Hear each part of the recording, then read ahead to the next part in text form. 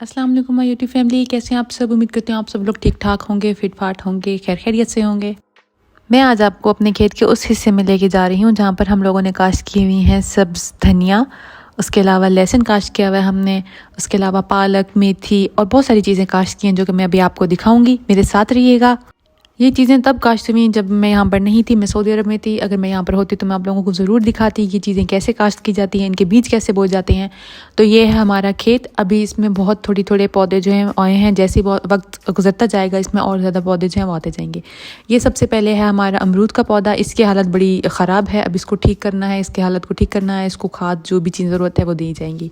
उसके बाद है ये एक लेमन का पौधा है। इसके ऊपर बहुत सारे लेमन जो हैं वो लगे थे लेकिन हम लोगों ने तोड़ लिए। ये एक और पौधा है, मुझे इसका नाम नहीं याद, इसका नाम मैं सोच रही हूँ, जैसे मुझे याद आता है मैं आपको बताती हूँ। ये इस पौधे का शरबत बनता है, आई डोंट नो इसको क्या बोलते हैं। और ये है लहसुन। लहसुन जो है वो इस तरीके से लगता है। लहसुन की एक एक अलग अलग फली जो है वो ज़मीन में दबाई जाती है, उसके ऊपर मिट्टी दी जाती है और उसके बाद उसको पानी लगा दिया जाता है। जैसे पानी लगता है तो उसके बाद ये एक पौधा बनता है। जब ये पौधा ड्राई हो जाता है तो पूरा लहसुन जो है वो तैयार हो जाता है। उसके बाद ये है हमारा छोटा सा खजूर का दरख्त। ये फूलों की कलियां हम लोगों ने लगाई थी और आप ये देखें इतने बड़े बड़े फूल जो हैं वो बन चुके हैं। ये पिंक फूल यहाँ से पैदा होंगे। ये मेरे सामने जो है ये अलग अलग पोर्शंस जो बने हुए हैं, इसमें एक धनिया का पोर्शन है और सेकंड पोर्शन जो है वो मेथी का एंड पालक का। ये एक और लीमू का दरख्त है और इस टाइम ये लीमू से फुल हो चुका है। हम लोग अपने घर का लेमन यूज़ करते हैं, यहीं से हम लोग तोड़ के इस्तेमाल करते हैं। वो सामने जो दरख्त है वो भी लीमू का है और इसके पीछे जो है वो बाग है आम का। और इस वक्त मैंगो को काश्त करने का सीज़न है। ये आप देखें पौधे जो हैं वहाँ यहाँ पे मौजूद हैं और ये साथ घड़ा पानी का, क्योंकि गांव में लोग जो हैं वो ठंडा पानी घड़े का यूज़ करते हैं। उन लोगों को बर्फ़ वाला पानी और दूसरा कोई पानी पसंद नहीं आता, तो ये घड़ा रात को भर के रख देते हैं एंड इन द मॉर्निंग ये पानी जो है ये ठंडा हो चुका होता है, ये इसको यूज़ करते हैं। उनका ये मानना है कि इस पानी में शिफा होती है। ये देखें ये एक नीम का दरख्त है, उसके बाद ये शहतूत के दरख्त हैं। अभी ये बहुत छोटे हैं, जैसे ये थोड़े बड़े होंगे तो ये इनको यहाँ से निकाल के कहीं और शिफ्ट किया जाएगा। ये सामने एलोवेरा का आपको पौधा नज़र आ रहा होगा, वो सामने नीम का पौधा है। और ये मेरे घर के बाहर का खूबसूरत सा व्यू, जो कि मैं जब भी परेशान होती हूँ, कोई मुझे टेंशन होती है, मैं अपने घर के बाहर निकलती हूँ, इस खूबसूरती को देखती हूँ, मेरी सारी टेंशन दूर हो जाती है। इसके बाद मैं जाऊँगी छत पे, क्योंकि मैंने आपको छत का व्यू लाजमी दिखाना है, वही बेहतरीन व्यू है। जब मैं मॉर्निंग वॉक जो है मोस्टली छत पे करती हूँ या कभी कभी मैं खेत चली जाती हूँ, it depends on my mood. तो सही असां हुण पहुंच गए छत ते। छत ते तुसां देखसो तो तुहानूं बिल्कुल ही देसी माहौल नज़र आसी। असां दो किस्म के माहौल जिहड़े नो क्रिएट कीते हैं। एक माहौल जिहड़ा साडा रिहायशी है, वो ज़रा शहरी माहौल है, बाकी जिहड़ा देसी माहौल है फुल देसी टॉप माहौल है। इत्थे इन्हां ने कपास ते जिहड़े होंदे मैनूं नहीं आइडिया उन्होंने क्या खेने सराइकी दे विच, उर्दू विच भी मैनूं नहीं आइडिया। इन्हां इत्थों तोड़ के इत्थे रख दित्ते हैं। ये हुण हो गए खुश्क, लाइक खुश्क होने तो ये फुल जिहड़े ड्राई थी वैने मतलब इहदे च ये कपास निकलदी है। कपास जिहड़ी है वो बहुत ही कॉस्टली है। जिंदे घर अजकल कपास है वो बहुत ही अमीर दुनिया का बंदा है, क्योंकि मेरे ख्याल 40 kg जिहड़ा है पाकिस्तान का रेट तकरीबन 10,000 रुपये चलता पिया। छत ते ये फुल इस वजह तो रखे गए हैं क्योंकि ड्राई थी सन, इन्हां दी कपास कट के ते बिस्तरे बनाए वैसे इन्हां को यूज़ किया वैसी। ये मेरे छत का खूबसूरत जहा नज़ारा जो देखते मैं बहुत ही खुश थी वैनी हाँ। माशाल्लाह माशाल्लाह सूरज तुसां देखो, सामने सब्ज़ा देखो। इस टाइम मकई का सीज़न है, जी कपास है वो ख़त्म थी चुकी है। कपास की जगह पर हुण गंदम जी है उनकी बिजाई हो गई है। इस सामने सारा घास है, इस सामने नीम का दरख्त है, वो साड़ी बस्ती है जी दूर तो नज़र आती पई है। साडा जिहड़ा घर है वो सब्ज़े के बिल्कुल दरम्यान दे विच है। ना सानू कोई टेंशन है शोर दी, ना सानू कोई टेंशन है ट्रैफिक दी, फुल सकून। और सामने तुसां छोटे छोटे दरख्त देखदे पे सो वो हुण काश्त थींदी पई है अम दे दरख्त दी। तो अम का दरख्त जो उर्दू दे विच आम आखदे ते इंग्लिश दे विच आखदे मैंगो, उनका भी एक सीज़न आउंदा है। ये सामने मैं साइकिल रखा हुआ है क्योंकि मैं छत उत्ते साइकिलिंग वगैरह भी कर लैनी हाँ। मेरी इस गल ते हसाए मत, लेकिन ये इवें फजूल पिया इत्थे। उस तो बाद यह कमरा है जिहड़ा कि हाले कंप्लीट कोई नहीं था, इनू कंप्लीट करावना है तो ये जिम्मेदारी मैं चाहती हुई है। मैं सोचा मैनू मैं ये आख्या कि ये कमरा मैं खुद कंप्लीट करा सा, क्योंकि मैं कमरा खुद रखना है। उतों का जिहड़ा व्यू है मैनू बहुत ही बेहतरीन लगता पिया तो मैं इत्थां ही स्टे करे सा, इत्थां ही रह सा।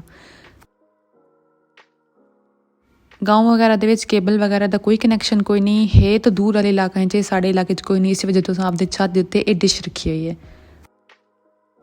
ये समान वगैरह इतने स्फेयर पिया ये यूज़ थी सी इस कमरे दे विच। बाकी सामने जिहड़े हैं वो हाली सफाई वगैरह का कोई सीन कोई नहीं, क्योंकि उत्ते कपाह वगैरह पई है इस वजह तो। ये साडा फ्रंट वाला पासा है, वो जिहड़े पिछे मैं गई मैं वो साडी बैक साइड है। इस सामने तुसां दरख्त देखदे पे वो पिछू साडा अंबां दा बाग है। अगर तुहाडा शौक होवे तो मैं तुहानूं वो बाग भी जरूर दिखा सा।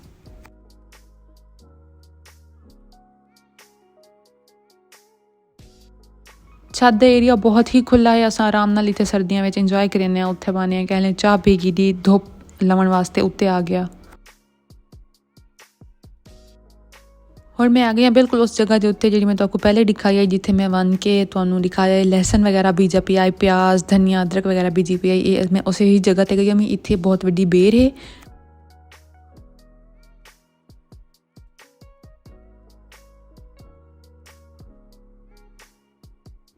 तो हुण इस टाइम सूरज गरूब थी वाला है। मैं हुण तो तले लैके वैसा क्योंकि मेरा तले कोई इंतज़ार करें खड़ोता सी। मैं तो उहदे नाल जरूर मिल वैनी हाँ। आओ मेरे नाल चलो जी। ये साडे इंतज़ार है साडे मेहमान खड़े हैं क्योंकि इन्होंने लगी है भुख। तो इन्हों के 3 बाल जोड़े वो भी साडे इंतज़ार खड़े हैं। ये है मेरी प्यारी जी बिल्ली, मेरे बहुत ही नज़दीक है, मैं बहुत ही अच्छी लगती है। मेरे नाल काफ़ी टाइम जरा अच्छा गुजरा है। महीना में गैप आ गया है, मैं उम्र ते चली गई है लेकिन मैं उत्थे भी बहुत मिस किया क्योंकि उत्थे मैं तुहानूं दिखाया उस तुसीं मेरे व्लॉग्स दिखे उस बहुत ही बिल्लियाँ उत्थे मौजूद हैं। आओ जी सब तक मिल वैने आपके दूजे मेहमान नाल जिहड़ा इस टाइम मसरूफ है खाना खावन दे विच। ये बिल्ली का एक प्यारा जिहा बच्चा है। बाकी डू भी इंशाल्लाह आ वैसे बहुत जल्द क्योंकि मैं इंतज़ार दे विच बैठी हाँ। मैं तो हुण मैं तुहानूं मिल वैसा आपके तीजे मेहमान नाल जी। ये है तीजा मेहमान साडा जी। इस टाइम उन्होंने भी शदीद भुख लगी है तो आपके खाने के विच मसरूफ है। साडा चौथा मेहमान भी बहुत जल्द आवे सी लेकिन वो थोड़ा शर्मीला जी है, वो बहुत ही कम आंदा है। हाँ जी इस टाइम शदीद मसरूफ हैं। इन्होंने डिस्टर्ब करने की कोई जरूरत कह नहीं। इन्होंने दुनिया नाल कोई लेना देना कह नहीं। चिल माहौल।